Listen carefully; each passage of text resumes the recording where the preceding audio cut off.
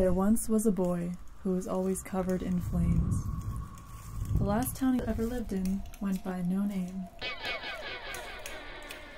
His rare skin condition had made finding home a tough chore.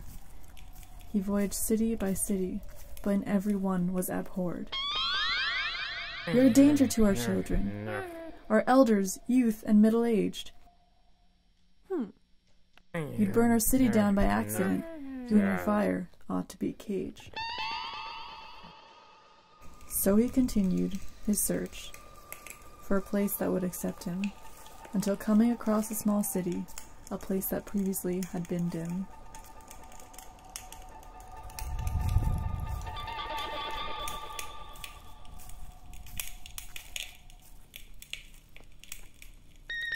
No Name was an odd dark place, as every day was spent as if night, but the townsfolk all awoke from their slumber when they caught glimpse of the coming light.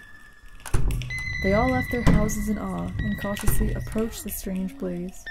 They were enlightened for the first time and didn't want it to ever leave their gaze. "Come live in No Name," they all agreed and proposed. Fireboy accepted, but warned, "Be careful, just don't come too close." They made him his own home of bricks, and for him it was good, as the rest of their houses were all made of wood. And in return he lit their candles, their stoves and fireplaces too. "We have finally seen the light," they cheered. "Fireboy, it's all thanks to you." And he continued to do whatever the citizens asked. He was grateful for their acceptance, so he never complained about the tasks. Still, everyone kept a safe distance, and it all worked out all right. Everything went by smoothly, until one dreadful night. The boy decided to go for a walk around the lake and through the wood, while carefully trying to avoid where all the trees and bushes stood. But suddenly a feeling overtook him, and he accidentally let out a great sneeze. His flames shot out through the thicket and caught fire to all the leaves. The inferno spread throughout the forest and reached the city far too quick. People woke up coughing and wheezing when the smoke became too thick. As it engulfed one of the houses, those inside ran out for their lives. With no time for gathering belongings, they watched it burn before their eyes. Luckily, others ran to the nearby lake and came bringing back buckets of water that they threw over the fire to prevent the blaze from getting hotter.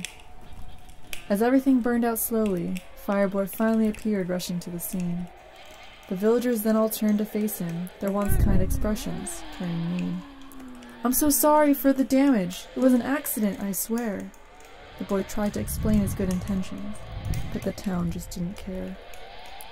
"We should have known better. You were a hazard from the start. We were wrong to even trust you. We were better off in the dark."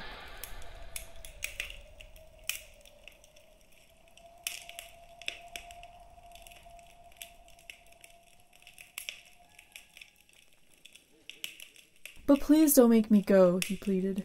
"I'm not wanted anywhere but here." But the people had made their decision, fueled by their uncertainty and fear.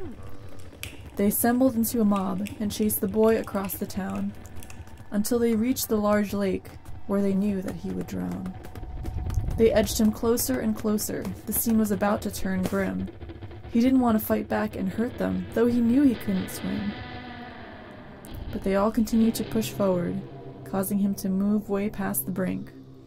He tripped and fell into the water. Extinguished, he then began to sink. So the darkness fell once yet again, but they didn't feel any safer than before. They tried to find their way back home, but they couldn't see well anymore. The villagers stumbled and walked, lost for the remainder of the night, and it was the last day the town of No Name ever saw a glimpse of light.